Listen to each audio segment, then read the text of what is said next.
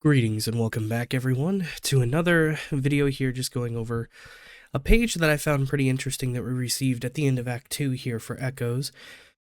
Number one, I do apologize for how I'm going to sound throughout the recording this time around. I unfortunately did get hit with the forbidden COVID-19, and so I'm trying to power through, still getting my videos done for the week, and carry on. But what I wanted to talk about is the page in Dynasty that we received here. And the book Dynasty seems to be talking about strictly the Qugu, a race that has been very elusive in Destiny lore and only mentioned a handful of times, but this book seems to be directly tied to the Qugu.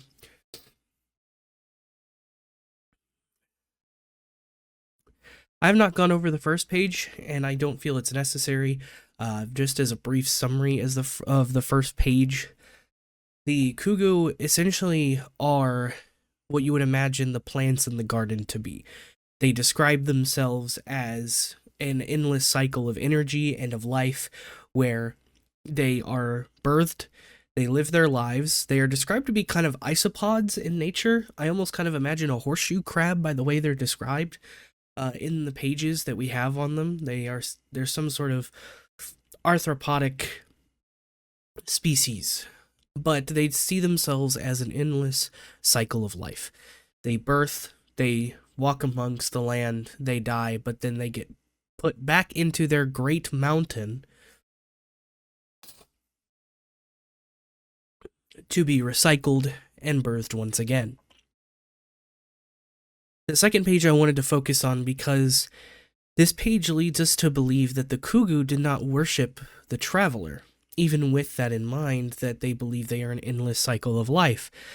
They didn't worship the traveler. Instead, they worshipped something else, and I'm going to go over the page here that talks about it and gives you exactly what I'm looking at and gives us some pretty creepy insight into what's been going on in the galaxy, even without us present. I am going to also apologize up front. I know the adding kindling tooltip is there in my face. I'm sorry, I can't get it to go away. This is one of the reasons I kind of don't really play during Solstice, because ever since the Solstice season where kindling was a thing, this tooltip does not go away whenever Solstice is around. I don't know why. I don't have any armor left that can have kindling applied. The slot just isn't there, so I know it may drive you crazy. If you know a workaround to get this to go away, please do let me know, because I genuinely cannot play the game with a good eighth of my screen being covered by this tooltip.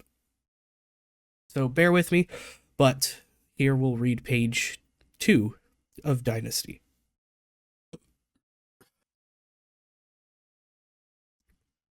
Chapter 2. To Split the Sky. Hive horrors desolate every world in the Setar system before they come for Set, homeworld of the Qugu. They split the sky above the Great Mountain. Tomb ships and rippers spill from the tear, endless. Their assaults erode the diminishing might of the united Qugu armada. Tekal commands all remaining Qugu fighters in one massive fleet, thousands of warcraft concentrated above Set's planetary defense installations to secure their sacred mountain groves. It was enough to deter a frontal assault, enough to protect the final stages of Set's evacuation.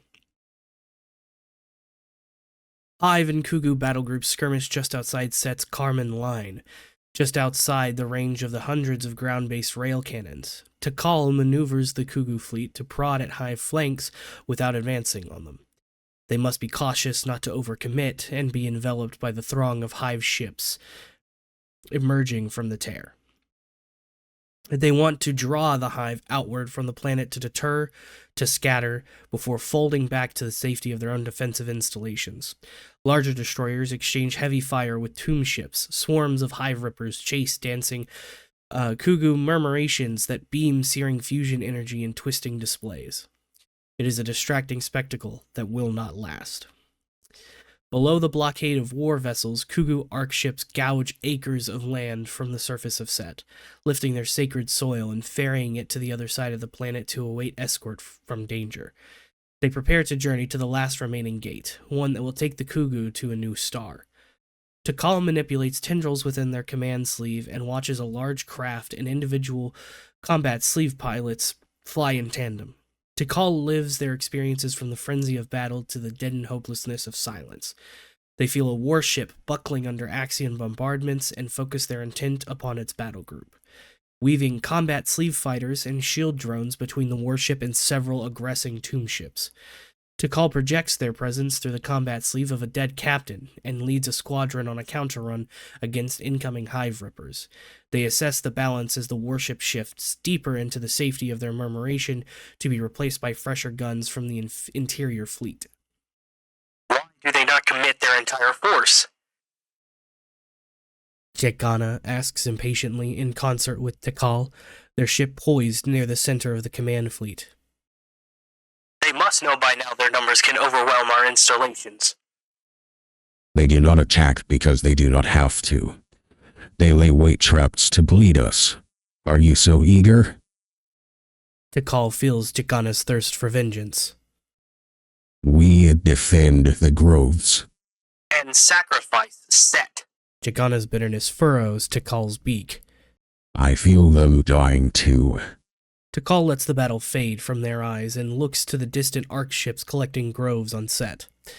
I once thought I was destined to avert this doom, but I mistook that guidance. I was only meant to prepare us for it. Tikal impresses this perspective onto Jekana through the Will Weaver. Victory is never of singular meaning. Set will burn. The Qugu may continue. Together. If we press now... Jekana pushes back, eyeing the growing reserve of hive ships slipping through the tear. Implode the Omen as we did above. A hive flagship breaches the tear, a circlet of bleached white bone shaped by death and cunning. The strange ship moves to settle high above the mountain of Set. Tomb ships change course to buffer its advance into the atmosphere as runes of jade flame burst around them, dissolving into obfuscating smoke. Qugu planetary rail cannons open fire, shredding any tomb ships bold enough to skirt the atmosphere and position themselves between their flagship and Set. Amidst the destruction, the Hive flagship begins amassing a singularity of soul fire at its hollow center. In the chaos between rail cannon volleys, Tikal sees a break in the tomb ship lines and directs hundreds of combat sleeves through the opening like a fusion spear. The ring ship releases legions of rippers and their forces become entangled in battle, but enough of an opening is held to maneuver the armada's right flank into the gap like a fulcrum. Tikal applies pressure. Hails of fusion beam energy trade blows with a storm of Axion projectiles raining from the enemy ships. When evenly matched in numbers, Tikal's superior tactics pick the Hive forces apart. Their efforts pry the defensive hive line open wide enough for the Qugu rail cannons to thread shots at the circlet-shaped flagship. Tikal directs a command group to plunge below the hive ships, pivot, and surge upward through their center to sever them from the reinforcements. If they can isolate the flagship, hold it within range of their rail cannons for only a few minutes, it could be enough to bring it down and halt the assault. For a moment, the idea holds true. The Hive forces are bisected, their reinforcements rout and scatter as tomb ships fall to Set's vengeful rail cannon fire. Tikal is careful to keep their most distant ships close enough to recall to the main fleet should the Hive turn and counter.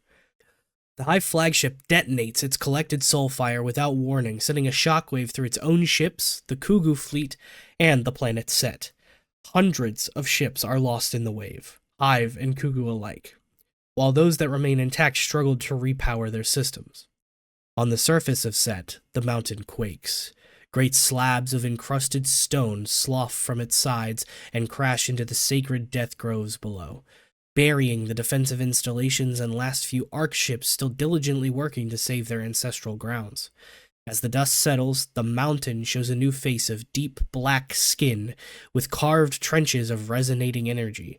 A pulse blasts from the mountain's base, razing the surrounding landscape and decimating the heart of the Qugu civilization.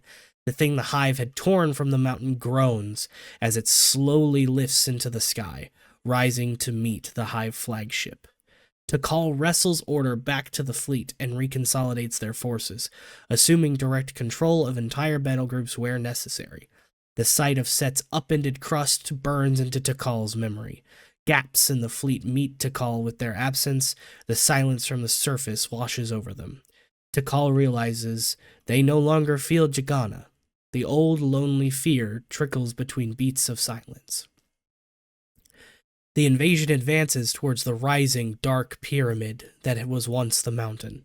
They blare roaring jubilation from their ships, howling at the desecration of the Qugu mountain as the hive descend upon Set to call orders of retreat. Frozen in extinguishing fear, in the silent scream of sacrilegious abandonment, in the paralytic end, the Qugu leave what remains of Set to the hive. So, as you guys can see now, the Qugu were worshipping a pyramid ship. But there are a few details in there that also bleed a lot of questions out for me. One, we now know that it is definitely a pyramid ship. It acted the same way. It had the same design, black skin, trenched, resonating energy pockets all along its surface, but it also did the same attack that we had seen against the Traveler when the Witness came to attack. When he first confronted the Traveler and we started to attack the ships, that was the same shockwave that descended upon Set when the pyramid woke up. Now, the other question that bleeds for me is the description of the hive ship. The ship that we are being described to us sounds like Savathun's flagship. It was a circlet of bleached white bone, and it seems that Savathun's flagship has the same ability to attack the surrounding area as Oryx's ship did with taken energy on the Dreadnought. There was simply just an explosion that didn't care whether there were hive ships in the way or if there were enemy ships in the way. It was essentially a last resort blast to free itself from any pressure. So, could this be Savathun coming to wake up the Witness, coming to find it? Or could this be Savathun coming to get Nezarec? Coming to get any other hive ship pilot? I still fully believe that this is Savathun, so now we know that Savathun knows, of course, more than she's ever let on. But she has seen the Qugu, fought the Qugu, essentially wiped them from their own planet. But we do know with this that some did survive, and maybe this could be part of what Frontiers is, going to find this new alien race that we've not met before and had very little information about up until now, where we actually get a description of what happened on their home planet. We're explained, how they look, what they worshipped, how their lives were, and then also what happened to them. Why they're not on their home planet anymore. So, realistically, that's where just kind of I wanted to leave that. It's just a quick reading and just asking for what theories you guys might have. Also, just seeing if there's any other questions that may have popped up, if you recognize any of the names to call, Set, any of that, or if there's other hints and things that you may have caught that I have missed, leave them in the comments. I'd love to discuss them. I'm just leaving this video a little bit shorter just because it's taken me about half an hour just to record the audio for it, and that's just because of coughing, sneezing, all this gross stuff with having COVID. So I hope to be better by next week and have a little bit more of a deep dive video on something that we may find. Other than that, though, enjoy Solstice. I probably will not be playing again because I can't get this kindling hint to go away.